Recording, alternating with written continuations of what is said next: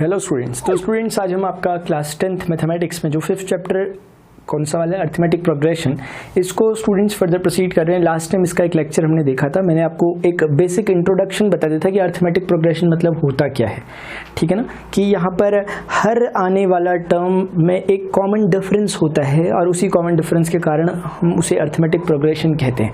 ठीक है ना, तो हमने समझा था, हमने एक फॉर्मूला डिराइवेशन भी देखा था सिंपल सा कि ए एन यानी कि nth नंबर ऑफ टर्म के लिए एक general formulation a + n - 1 times d था। वो कैसे होता है हमने देखा था, उसका यूज आज तो नहीं होगा, आने वाले लेक्चर्स में होगा। ठीक है ना, लेकिन इंट्रोडक्शन के लिए वो जरूरी था।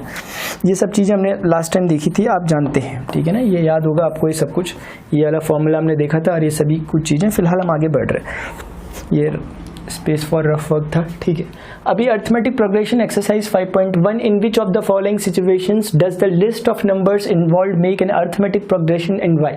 ये ऐसा पूछ रहे हैं कि जो ये आपको ये कि इन्होंने कुछ लिस्ट दे रखी है बना के अपनी तरफ से, कुछ क्वेश्चंस दे रखे हैं, बोला गया कि क्या ये किसी अर्थमेटिक प्रोग्रेशन के हिस्से हैं क्या, मतलब जो दी गई सिचुएशन है क्या वो अर्थमेटिक प्रोग्रेशन बनाती है क्या, ऐसा पूछा गया है।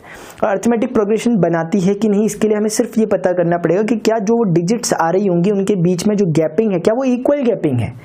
इक्वल गैपिंग क्या का मतलब है कि क्या उनके बीच में आने वाला जो डिफरेंस है क्या वो हमेशा सेम, क्या हमेशा वो यूनिफॉर्म है कि नहीं है। अगर वो यूनिफॉर्म है तो वो हो गया अर्थमेटिक प्रोग्रेशन, और नहीं है तो वो हो गया नहीं अर्थमेटिक प्रोग्रेशन। ठीक है, तो स्टूडेंट्स पहला जो क्वेश्चन दिया गया, ये जो पहली सिचुएशन दी गई है वो है the taxi fare after each kilometre when the fair is ₹15 for the first kilometre and ₹8 for each additional kilometre. उन्होंने एक सिचुएशन हमें बता दिया, पूछ रहे हैं कि क्या ये जो सिचुएशन है क्या ये एपी है ना। तो बस हमें इसी को समझना है, इसको रफली समझ लेते हैं एक बार साइड में ना, क्योंकि कुछ एक्स्ट्रा करने की जरूरत नहीं है। अब देखो, अगर मैं कहूंगा कि ऐसे क्वेश्चन एग्जाम में नहीं आते हैं तो उसको कहने का सेंस है, वो बताऊं क्यों कह रहा हूं मैं, अगर नहीं आते एग्जाम में इसलिए नहीं आते क्योंकि अभी तो आपको इंट्रोड्यूस कराना चाह रहे हैं चैप्टर से, अच्छे अच्छे क्वेश्चन बनेंगे आगे तो एग्जाम में फिर वो आ जाते हैं। अब एग्जाम में नहीं आता करके हमें इसे पढ़ना नहीं है ऐसा नहीं है, ये तो स्टेयर है ना, हमें स्टेयर से चल के तो जाना पड़ेगा, इसलिए इसे समझना जरूरी है। The taxi fare after each kilometre when the fair is ₹15 for the first kilometre. देखो क्या होता है कि अगर मान लेना आपका घर मान लिया 700 मीटर दूर है, 700 मीटर यानी कि 1 किलोमीटर से कम डिस्टेंस पर आपका घर है, तो आप कैसे किस हिसाब से फेयर दोगे टैक्सी वाले को। तो टैक्सी वाले कहते हैं कि हमें कम से कम 1 किलोमीटर के दायरे में आप कभी भी जाओ, चाहे आप 100 मीटर ही क्यों ना जाओ, लेकिन हम आपसे 15 रुपए लेंगे। इस सिचुएशन के हिसाब से बोलते हैं कि हम आपसे 15 रुपीज लेंगे at least for the first kilometre. उसके बाद कह रहे हैं कि जो एडिशनल किलोमीटर्स होंगे उसके लिए हम 15 रुपए नहीं, उसके हम 8-8 रुपए एक्स्ट्रा आपके ऐड करते हुए चलेंगे। लेकिन हमारी टैक्सी में बैठ गए एक बार तो 15 रुपए तो कम से कम देने हैं, ज्यादा से ज्यादा डिपेंड करेगा कि आप कितने किलोमीटर गए हुए हैं। समझे? ठीक है, नहीं समझे तो देख लो एक बार। ठीक है ना, हाँ मैं समझा रहा हूँ जरा, क्योंकि मुझे लगता है पर्सनली, मुझे पता नहीं क्यों याद आ रहा है, जब मैं क्लास 10th में था तो इसे टीचर बहुत समझाने की कोशिश कर रहे थे, अभी याद आया मुझे। तो हो सकता है टीचर इसलिए समझा रहे हो कि कुछ स्टूडेंट को डाउट होता हो, क्या पता ना, इसलिए मैं आपको बता रहा हूँ। देखो क्या होता है, जैसे ना ये है आपका स्कूल, ठीक है ना, ये आपका स्कूल, यहाँ पर है आपका घर। ठीक है ना, आप स्कूल से घर की तरफ जा रहे हैं, ठीक है ना, यहाँ से मान लो कुछ भी। अब देखो ध्यान से समझ लेना, नहीं मुझे इंटेलिजेंट पेन तो नहीं चाहिए था, चलो ठीक है, देखिएगा जरा, यहाँ से अगर आपको जाना है, और ये डिस्टेंस को अगर मैं लिख लेता हूँ कि ये डिस्टेंस अगर मान लिया 4 किलोमीटर है, ये डिस्टेंस 4 किलोमीटर है, ठीक है ना, और यहाँ से यहाँ तक का डिस्टेंस मैं कहता हूँ कि 1 किलोमीटर है, फिर मैं कहता हूँ कि यहाँ से यहाँ तक का 2 किलोमीटर है, अगर मैं इसे ओरिजिन मानकर सपोज कर रहा हूँ, ठीक है ना, यानी इससे 1 किलोमीटर वो उससे 2 किलोमीटर, और ऐसे ही यहाँ से यहाँ तक 3 किलोमीटर है, और फाइनली ये डिस्टेंस आपका 4 किलोमीटर है। हर किलोमीटर के बीच में एक डिफरेंस है जो कि 1 किलोमीटर का है, बस इतनी सी बात है, अब मुझे इसको लिखने की जरूरत नहीं है। तो मैं क्या कह रहा हूं ना, अब देखो सिचुएशन को समझो ना प्लीज। अगर आप यहीं तक चले, मान लिया आप यहीं तक आए और आप उतर गए टैक्सी से, है ना, आपका कुछ छूट गया था स्कूल में, आप यहां तक आए, आप उतर गए, आप बोले मुझे नहीं जाना आगे, तो अब आपसे कितने रुपए लेने चाहिए टैक्सी वाले को? सिंपल सा क्वेश्चन है मेरा, और मैं अपने मन से नहीं बोल रहा कि टैक्सी, वो इस सिचुएशन के हिसाब से बताना कितने रुपए देने चाहिए, ठीक है ना। इस सिचुएशन वो कहता है कि फर्स्ट किलोमीटर के लिए आपको 15 रुपए देने पड़ते हैं। इसका मतलब ये हुआ ना, मैं सिचुएशन समझा रहा हूँ आपको, प्रैग्मेटिक है सिचुएशन। यानी कि आप फर्स्ट किलोमीटर तक तो नहीं गए ना पूरा, लेकिन जब आप एक बार टैक्सी में बैठ गए 1 किलोमीटर तक का आपको एक नियत किराया है, नियत किराया मतलब कांस्टेंट जो फेयर है वो आपके पास, वो कितना होता है, वो आपको 15 रुपीज देने ही देने पड़ेंगे। चाहे आप 1 किलोमीटर में उतरो एग्जैक्ट या 1 किलोमीटर से पहले कहीं भी उतरो, आपको 15 रुपीज देने ही पड़ेंगे उन्हें। लॉजिकल भी है। अभी उसके बाद क्या है, मान लिया आप नहीं उतरे, एक केस समझा दिया, मान लिया आप बोल रहे कि नहीं नहीं हम यहाँ पर नहीं उतरे, हम आगे गए, आप आगे गए, मान लिया आप यहाँ पर उतर गए, फिर है ना, तो बताऊं क्या होगा, यहां से यहां तक के लिए आपके लिए 15 रुपीज फिक्स है, आपको देने ही देने पड़ते हैं 1 किलोमीटर के लिए। लेकिन अब आप जब अगला किलोमीटर चल रहे हो तो आपको अब 15 रुपए ही नहीं देने, वो इस तरह से डिसाइडेड है कि आपको जो इसके अलावा एडिशनल किलोमीटर्स हैं, इसके अलावा आगे के, उनके लिए आपको पर किलोमीटर के लिए 8 रुपीज देने पड़ेंगे। वो सिचुएशन कह रही है, मैं अपने मन से नहीं कह रहा, पढ़ लीजिए। The taxi fare after each kilometre when the fair is ₹15 for the first kilometre and ₹8 for each additional kilometre. उसके बाद के जो अगले किलोमीटर है उनके लिए आपको 15 रुपए नहीं देने, आपको हर अगले किलोमीटर के लिए 8-8 रुपए देते हुए चलना है। लेकिन कहने का सीधा सा मतलब है, यहां से यहां तक का जो फेयर है वो 8 रुपीज है, फिर अगला जो यहां से यहां तक का फेयर है वो फिर से आपका 8 रुपीज है, और फिर अगला फिर से इसके बाद जो नेक्स्ट फेयर आएगा वो 8 रुपीज है। आगे आपको 8-8 रुपीज आपको देते रहने। फर्स्ट किलोमीटर के लिए आपको 15 रुपीज देने थे। ये सिंपल सिचुएशन। अगर मान लो मैं आपसे पूछता हूं आपको घर पहुंचने में कितने रुपए खर्च करने पड़ेंगे, आपको 15 + 8 + 8 + 8 यानी कि कितना हो गया, 24 + 34 = 5 39, ठीक है ना, यानी 39 रुपीज देने पड़ेंगे। 1 रुपए जरूर ले लेना चलो ठीक है, कोई बात नहीं, ये ठीक है ना। तो मतलब मैं कहना चाहता हूँ 40 रुपीज दोगे तब, हाँ चलो ठीक है। ये सिचुएशन मेरे ख्याल से आपको सिचुएशन समझ में आएगी कि क्या कहना चाह रही है, इंपॉर्टेंट है वो समझना, ठीक है ना। क्योंकि क्या होता है ना, अगर मान लिया हम रफली करते हुए चल रहे हैं इसे, तो हम चाहते हैं कि हम जब अरिथमेटिक प्रोग्रेशन पढ़ रहे हो, आगे जब हम बढ़ रहे हो, तो एक पॉजिटिव माइंडसेट के थ्रू हम जाए। यानी हम पॉजिटिव माइंडसेट कैसे बनेगा, जब हम एक एक क्वेश्चन को समझ कर जा रहे होंगे। अगर हम इसे अभी अंडर एस्टिमेट कर लें कि हल्के फुल्के में ले लें तो मजा नहीं आएगा। चलो ठीक है, फिलहाल ये। अब अगर इसको जनरलाइज करें सिचुएशन को कि 4 किलोमीटर की ऐसी कोई बात नहीं है, अगर जनरलाइज करें तो उन्होंने कह रखा था कि यहाँ पर 15 रुपीज देने पड़ेंगे फर्स्ट किलोमीटर के लिए। ये है for first kilometre, for first kilometre. ऐसे ही फॉर सेकेंड किलोमीटर आपको कितने देने पड़ेंगे, आप मुझे बताइए। आपको 15 तो देने ही देने पड़ेंगे, प्लस 8 रुपीज देने पड़ेंगे। मेरी बात समझ में आ रही है, नहीं आ रही है? 15, और देखो ना सेकंड किलोमीटर तक को 15 में और 8 जोड़ के देने पड़ेंगे ना। ठीक है, अब मुझे बताइए कि थर्ड किलोमीटर के लिए आपको कितने देने पड़ेंगे। आपको जो थर्ड किलोमीटर आएगा, थर्ड किलोमीटर के लिए आपको देने पड़ेंगे 15 देने पड़ेंगे, सेकंड किलोमीटर के 8 देने पड़ेंगे, और तीसरे किलोमीटर के लिए जो बाकी 8 थे वो देने पड़ेंगे, यानी 15 + 8 + 8 देने पड़ेंगे एक्स्ट्रा। और आपको समझ में आ जाना चाहिए। ऐसे ही नेक्स्ट 4 किलोमीटर के लिए, 4th किलोमीटर के लिए आपको 15 + 8 + 8 जो है उसमें एडिशनल 8 रुपीज और ऐड करने पड़ेंगे। हर किलोमीटर में अब आपको 8 रुपीज ऐड कर रहे हैं। यानी सिचुएशन कुछ इस तरह की कि फर्स्ट किलोमीटर में 15, दूसरे किलोमीटर में 15 और 8 कितना होता है 23, इतने देने पड़ेंगे। फिर अगले किलोमीटर में इसमें और 8 जोड़ दो, यानी कि कितना होता होगा 31, फिर और 8 जोड़ दो। ऐसे कर कर आपको आगे बढ़ता रहना पड़ेगा। ये सिचुएशन है ना। अगर आप इसे सॉल्व करोगे ये 15 आएगा, इसे सॉल्व करोगे 23 आएगा, इसे सॉल्व करोगे तो 31 आएगा, और नेक्स्ट ओह माय गॉड, ये मैंने गलत लिख दिया ऐसे करके। 15 तो ये है ही ना, ये 23 रुपीज देने पड़ेंगे यहाँ पर 31 रुपीज देने पड़ेंगे, और यहाँ पर 39 रुपीज देने पड़ेंगे। इस तरह की सिचुएशन बनी है। यानी ये है situation for first kilometre, for second kilometre, for third, for 4th kilometre. अब आप खुद ही बताएं क्या ये एपी है कि नहीं है, ये सिचुएशन एपी है कि नहीं है। आपको कुछ नहीं करना, आपको इनका डिफरेंस देखना है। डिफरेंस देखो कितना है, इन दोनों का 8, इन दोनों का कितना आ रहा 8, इन दोनों का कितना आ रहा 8, और आप कह सकते हो कि इन्फिनिट टाइम तक ये 8 ही आएगा क्योंकि कुछ अलग कंडीशन दी नहीं है। तो बस ये सिचुएशन है, या क्योंकि कॉमन डिफरेंस इसमें मेंटेन हो रहा है इसलिए हम कहेंगे कि ये सिचुएशन एपी की सिचुएशन है, अर्थमेटिक प्रोग्रेशन है। ठीक है ना। तो फर्स्ट वाला अपना आपने देखा कि अर्थमेटिक प्रोग्रेशन है, ये अर्थमेटिक प्रोग्रेशन है, और आपने रीजन सब बता दिया। The amount of air present, next question, the amount of air present in a cylinder when a vacuum pump removes 1/4 of the air removing in the cylinder at a time. The air removing in the cylinder at a time. The amount of air present in a cylinder, यानी कि कौन है situation ये है। The amount of air present in a cylinder, इसको check करो इस चीज को कि क्या ये इसका डेटा एपी बनाता है कि नहीं बनाता। जैसे ऊपर पे किसको चेक करना था, the taxi fare after each kilometer, इस चीज को चेक करना था। एपी है कि नहीं है, थी वो कंडीशन एपी।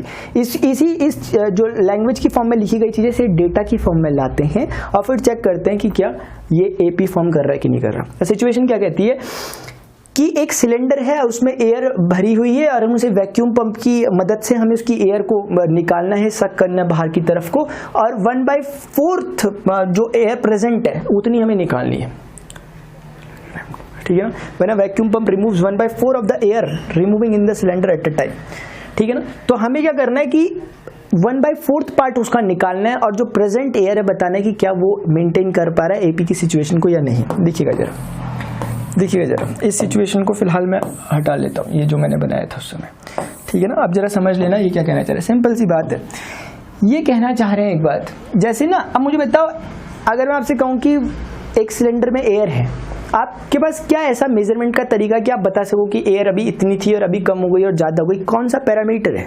मुझे पास तो सिर्फ और सिर्फ वॉल्यूम है, क्योंकि गैस को मेजर करने का पैरामीटर सिर्फ वॉल्यूम है। समझ पा रहे हैं कि नहीं पा रहे हैं? बस वही बात है। तो अगर मेरे पास जो इनिशियली जो मेरे पास मतलब मैं कह देता हूं कि एट टाइम t = 0 पर, यानी कि जब हमने ऑब्जर्वेशन करना स्टार्ट किया उस समय जो एयर प्रेजेंट है उसका जो वॉल्यूम है, अगर मैं सपोज कर लेता हूं कि वो v है, वॉल्यूम v है अगर, है ना, और कितने टाइम बाद कुछ ऐसा दे रखा क्या, the amount of air present in a cylinder when a vacuum pump removes 1/4। Time की कोई रेस्ट्रिक्शन नहीं है, बस आप 1/4 निकालते रह रहे हो, जितनी उसमें प्रेजेंट रह रही है उसका 1/4 कर दे रहे हो आप।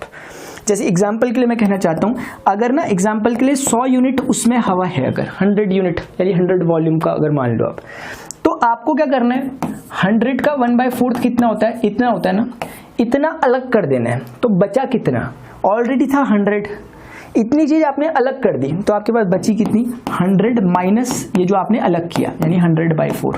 यानी कहने का मतलब है कि आपके पास जो सिचुएशन बची वो कितना लगेगा, 75। ये आपने उसका 1/4 पार्ट कम कर दिया। अब जानते हैं 75 मतलब 1/4। अभी जो ये बचा इसका 1/4 कम करना है, यानी 75 का 1/4 निकालो आप।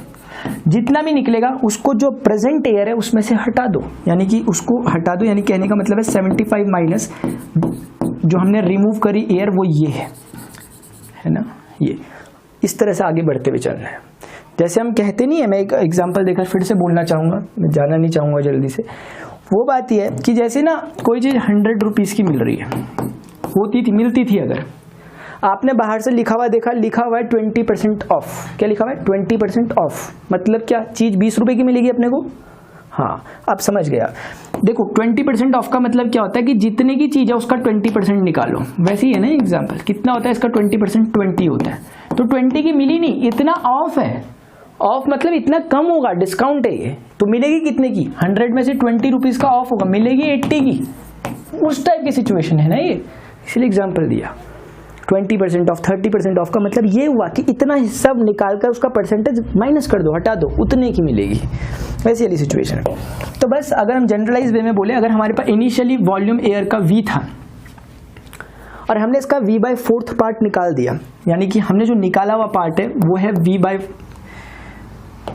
V का V/4 पार्ट हमने निकाल दिया, तो हमारे पास बचा क्या, V में का V/4 पार्ट निकाल देने के बाद हमारे पास यही तो बचा ही, इतनी एयर बची। पहले एयर का वॉल्यूम V था, अभी कितना है, उस वॉल्यूम में से V/4 हटा दिया। अब भूल जाओ V को, अब आपके पास इतनी एयर है, इतनी एयर जो दिख रही है। अब नेक्स्ट क्या करना है कि जितनी भी एयर प्रेजेंट है, इतनी एयर प्रेजेंट है ना, इस एयर का 1/4 निकालो, 1/4 निकालो मतलब निकाल के फेंक दो। फेंकोगे कैसे, कि जितनी प्रेजेंट थी उसमें से इस प्रेजेंट एयर का 1/4 यानी ये हटा दो, V माइनस V/4, 1/4 हटा दो। आप थोड़ा सा ऐसे ना वो कर लेते हैं, सिंप्लीफाई कर लेते हैं इस चीज को, ठीक है। था देखो जरा सिंप्लीफाई कैसे करोगे कि देखो दोनों में V माइनस V/4 कॉमन आ रहा है, कॉमन आया यहाँ से 1 माइनस, वहां बचा 1/4। चाहो तो थोड़ा सा सॉल्व कर लो, 4 माइनस 1 3/4, यानी कि ये चीज निकल के आ रही है 3/4 टाइम्स V माइनस V/4, ये हो गया। यानी ये जो पूरी चीज़ है इसे मैं हटा रहा हूँ यहाँ पर और सिंपलेस्ट वे में लिख रहा हूँ कि ये हो गया आपका 3/4 टाइम्स V माइनस V/4, है ना। मैं ज़्यादा सॉल्व नहीं कर रहा हूँ क्योंकि अच्छा सा पैटर्न टाइप बनता हुआ दिख रहा है। हो गया। अभी जो मेरे पास प्रेजेंट एयर है वो कितनी है, इतनी बची एयर। लेकिन मुझे क्या है, मुझे हर बार एयर जितनी बच रही है उसका 1/4 पार्ट अलग कर देना है उसमें से। यानी मैं क्या करूँगा, 1/4 पार्ट निकालूंगा इस चीज़ का। इस चीज़ का 1/4 कितना होता होगा, देखो ध्यान से, इस बाई चीज़ का 1/4 यानी मल्टीप्लाइड विद 1/4, यानी कि इसका 1/4 ये हो गया, इसका 1/4 ये निकला ना, इसको हटाना है प्रेजेंट से।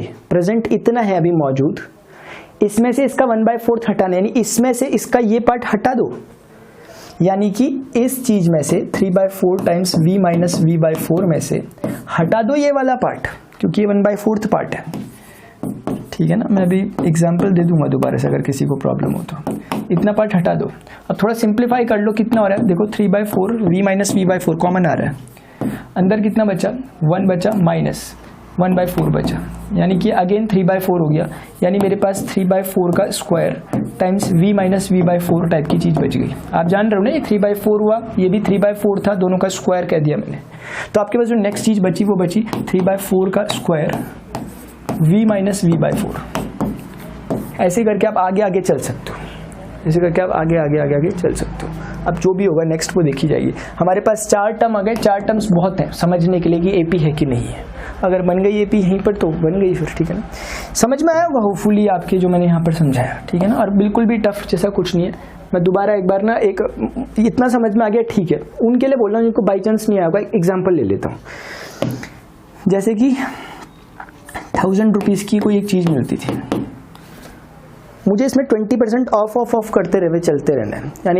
यानी मैं कहना चाह रहा हूँ 1000 नहीं बोलते, इसे 100 बोलते हैं। देखो कोई चीज़ अगर 100 की मिल रही थी, अगर इसका 20% ऑफ कर दिया, कितने की मिलेगी अब, 80 की। अभी समझाया था ना, 20% ऑफ करने का मतलब कि इसमें से 20 घटा दो। 20 क्यों घटा दो, क्योंकि 100 का 20% 20 ही होता है। ऑफ करने का मतलब अब वो हो गया 80।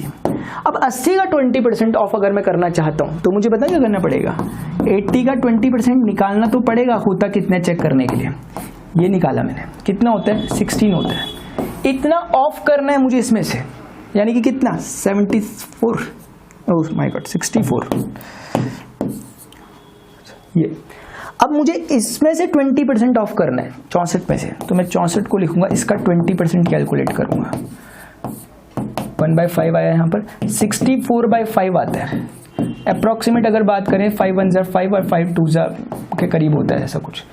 तो मुझे इसमें से अब लगभग 12 घटाना पड़ेगा, ऐसे कर कर आगे बढ़ना होगा। आप समझोगे मैं क्या कहना चाह रहा हूँ। इसकी जरूरत नहीं थी, इसलिए समझाया ताकि वो v जैसे टर्म्स में आप कंफ्यूज ना हो जाए, क्योंकि वो वेरिएबल टाइप का दिख रहा है इसीलिए, ठीक है ना। तो ये बात है।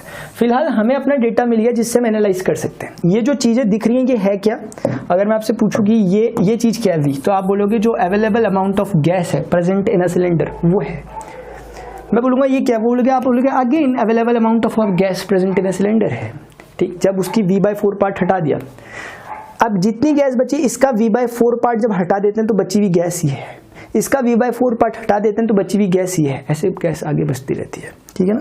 तो बस वो चीज़ अगर मुझे पता करना है एपी है कि नहीं है, मुझे क्या करना होगा, ये फर्स्ट टर्म आपको दिख रहा है, ये सेकंड टर्म आपको दिख रहा है, ये थर्ड टर्म आपको दिख रहा है, ये फोर्थ टर्म आपको दिख रहा है। मुझे देखना चाहिए a2 माइनस a1 टाइप का करके, second term minus first term, v minus v/4 second term minus first term किया मैंने। ये पॉजिटिव v था, नेगेटिव v कैंसिल हो गए, बचा कितना, नेगेटिव v/4 बचा। ये एक तरह से मेरा इसका डिफरेंस आया। अगर इन दोनों का डिफरेंस भी वही हो गया तो फिर हम सीधे कहेंगे एपी है, क्योंकि डिफरेंस कॉमन हो जाएगा ना अगर एक ही रहेगा तो इसलिए मुझे अब क्या करना चाहिए ना कि a3 वाले टर्म में से a2 को हटाना चाहिए। a3 कोई और नहीं, ये वाला है, a2 और कोई नहीं, ये वाला है, a1 ये वाला है और a4 ये वाला है। मुझे निकाल के कैलकुलेट करना चाहिए। मुझे पता चला कि a3 की वैल्यू है 3/4 टाइम्स v माइनस v/4 और उसमें से मुझे माइनस करना चाहिए सेकंड टर्म यानी v माइनस v/4। मैं कैलकुलेट करूंगा तो मुझे v माइनस v/4 दोनों जगह दिख रहा है, इसलिए सिंपलेस्ट करने के लिए कैलकुलेशन को मैं कॉमन ले लूंगा। यहाँ से मुझे 3/4 मिला, वहाँ से मुझे 1 मिला, माइनस का लिख दिया मैंने। अभी मुझे कितना मिल रहा है, v माइनस v/4 ये तो है ही है, यहाँ पर बचा देखो माइनस कर 3 माइनस 4 कितना होता है, -1/4। तो स्टूडेंट जो मेरे पास क्वांटिटी बची वो बची, देखिएगा जरा, मेरे पास जो बचा वो बचा -1/4 टाइम्स v माइनस v/4, ये चीज़ बची। अब ये देखो कि क्या ये चीज़ जो यहाँ पर निकल कर आई है, ये डिफरेंस A3 और A2 का और A2 और A1 का डिफरेंस जो कि -v/4, क्या सेम है? बिल्कुल नहीं है सेम। ये और ये मुझे सेम बिल्कुल नहीं दिख रहे। मैंने क्या किया, मैंने सिर्फ इन दोनों का डिफरेंस और इन दोनों का डिफरेंस निकाला जो कि अलग अलग आ रहे हैं। अगर ये अलग अलग आ रहे हैं तो AP होने का मतलब ही नहीं होता, बस इतनी सी बात है, ठीक है ना। तो आपको समझ में आया होगा ये AP नहीं है, आप इसे एक बार देख ले अपने हिसाब से, समझ में आ गया होगा ना। हाँ, मेरा मकसद है कि ये देखो, ये जानबूझकर आपको वर्ड प्रॉब्लम में डाल रहे हैं, ठीक है ना। इसका मतलब ये नहीं कि AP यही है, बस आपको तो अपनी काम की चीज़ ढूंढते हुए रीजनिंग है, ज़्यादा नहीं कर रहे अभी बात। और ये भी सुन लो, AP ऐसी नहीं होती जितना आपको उलझा रहे हैं, ऐसा नहीं कि उलझाते रहेंगे। ये आपके पिछली जो चीज़ें आपने पढ़ी है ना, उनको थोड़ा सा एक बार शार्पन कर रहे हैं। मैथमेटिक्स कुछ नहीं है, रीजनिंग है, ठीक है ना। बस AP का तो इतना ही रोल है कि पता करना है कि भाई डिफरेंस इसका और इसका सेम आ रहा है कि नहीं आ रहा। हाँ, पूरी बात मुझे बोलनी पड़ी कि ये चीज़ कैसे बनी, इसके लिए मुझे ज़्यादा बोलना पड़ा, ये बना कैसे करके। बाकी AP का तो क्वेश्चन छोटा सा है कि डिफरेंस देखो, ठीक है। तो ये AP नहीं है, फिर हमने इसका पता कर लिया। फिलहाल मैं इसको हटा दे रहा हूँ, ठीक है ना। तो ये वाला AP नहीं है, हमने देख लिया। चलो ठीक है, देखिएगा। चलिए स्टूडेंट्स, अब इसका थर्ड पार्ट है, the cost of digging a well after every meter of digging when it costs ₹150 for the first meter and rises by ₹50 for each subsequent meter। Same question taxi वाले की तरह है, ठीक है ना। ये कह रहे हैं कि भाई एक वेल बनाना है, एक कुआं खोदना है, उसके लिए बोल रहे हैं कि हर मीटर के लिए डिसाइडेड है कि कितने रुपए पे करने होंगे जो कुआं खोदेगा उसके लिए। तो ये कह रहे हैं कि पहला 1 मीटर जब वो खोदेगा उसके लिए उसे 150 रुपये देने हैं फर्स्ट मीटर के लिए। उसके बाद अगले जैसे जैसे मीटर्स बढ़ते रहेंगे नेक्स्ट मीटर के लिए उसे 50 रुपीज़ पे करने हैं, है ना। उसका कहना है कि भाई क्योंकि ना पहली बारी में जो वो डिगिंग करेगा उसकी, तो उसमें ज़्यादा एफर्ट लगेंगे, इसका मानना है। तो ये कह रहा है कि पहले मीटर के लिए मुझे 150 रुपये दो, उसके बाद बाकी पर किलोमीटर के हिसाब से 50 रुपीज़ इन्हें देते हुए चलते रहने। अब वो इन पर है कितने गहरा खुदवाते हैं, वो हमें नहीं देखना, हमें सिर्फ इतना है कि आगे बढ़ना है। देखो जरा, अब कुआं बना के दिखाऊँ क्या? वो तो आता नहीं मुझे, मैं ऐसे ही कर लेता हूँ। देखो, ये है ऐसे कर कर, और ये है ऐसे कर कर, और ये है ऐसे कर कर। वाह, बन गया। ये भी ऐसे कर कर, ठीक है। मान लेते हैं ये कौन है, ये एक वेल है अपने पास, ठीक है ना। अब इसमें ना किस तरह से इन्होंने बता रखा, इन्होंने बोला कि जैसे कि हर पर किलोमीटर पे मान लिया यहाँ से लेकर यहाँ तक 1 मीटर का डिस्टेंस होता था, उसके बाद फिर यहाँ से लेकर यहाँ तक 1 मीटर होता था, उसके बाद यहाँ से लेकर यहाँ तक 1 मीटर होता था, ऐसे ऐसे करके बढ़ता रहता होगा नीचे नीचे। उन्होंने क्या कहा कि पहले 1 मीटर के लिए, ये मीटर की जगह किलोमीटर नहीं, ओह माय गॉड, किलोमीटर तो कहाँ भाग जाएगा। चलो ठीक है, अगर 1 मीटर की मैं बात कर रहा हूँ तो 1 मीटर के लिए मैंने डिसाइड किया हुआ कि 150 रुपीज़ देने हैं, इनको पे करने हैं। यानी कि हम इनको 150 रुपीज़ देंगे इस 1 मीटर की डिगिंग के लिए, क्योंकि एफर्ट अच्छे लगे होंगे इसमें।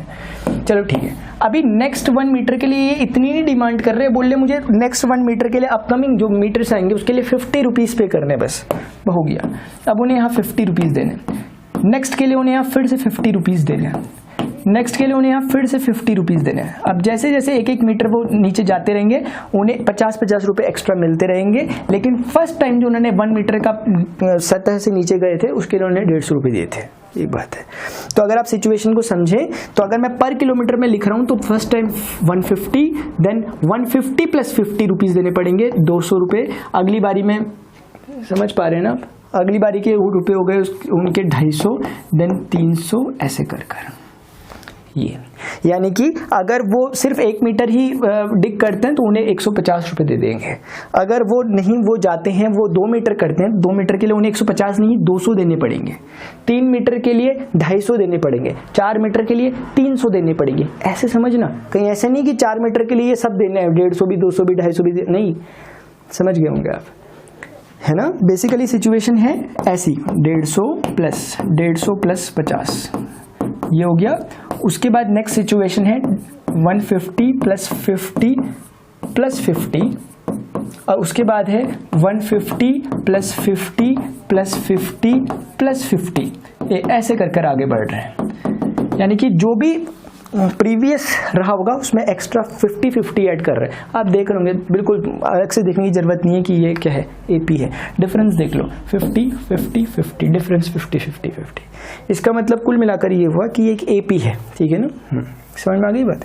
तो स्टूडेंट्स ये है, ये भी एक एपी का पार्ट है, ये हमने देख लिया, सिचुएशन एक एपी है। ये जो फोर्थ पार्ट है इसका, इसको मैं एक सेपरेट लेक्चर में लूँगा, इसको नेक्स्ट लेक्चर में ले रहा हूँ। मैं इसलिए नेक्स्ट लेक्चर में ले रहा हूँ क्योंकि मैं चाहता हूँ कि आपको यहाँ पर कंपाउंड इंटरेस्ट पर बात हो रही है, मैं चाहता हूँ कि कंपाउंड इंटरेस्ट को समझिए हम पहले, ठीक है ना, क्योंकि इसी बहाने में कंपाउंड इंटरेस्ट सीखने का मौका मिलेगा, वरना हम नहीं सीख पाएंगे आगे कभी भी, क्योंकि अब आएगा भी नहीं आगे आपकी 12th तक। इसीलिए एक मौका है हमारे पास कंपाउंड इंटरेस्ट को समझने का, आगे बढ़ने का, ठीक है ना। चलिए स्टूडेंट्स, फिलहाल अगर आपको ये लेक्चर इन्फॉर्मेटिव लगा हो, अगर आपको लगा हो कि कुछ भी इस वीडियो में इन्फॉर्मेटिव था, तो प्लीज़ इस वीडियो लेक्चर को लाइक जरूर करें। अदर नीडी स्टूडेंट्स के साथ जरूर से शेयर करें, जो आपके क्लास फेलोज हैं उनके साथ इस वीडियो को पहुंचाएं। Class 10th, class 11th, class 12th के अभी तक मोर देन 800 वीडियो लेक्चर्स इस चैनल प्रणव पांडे में बन चुके हैं यूट्यूब में। आप उन्हें विजिट करें जो आपके काम को, डिस्क्रिप्शन में जाकर भी देखें, आपके जो सीनियर्स हैं उनको इस वीडियो को आप सजेस्ट कर सकते हैं, इन वीडियोज़ को आप सजेस्ट कर सकते हैं। तो स्टूडेंट्स, फिलहाल अभी के लिए इतना ही, मिलता हूं अपने नेक्स्ट लेक्चर में इसके आगे की क्वेश्चंस के साथ। Till then goodbye, see you, take care.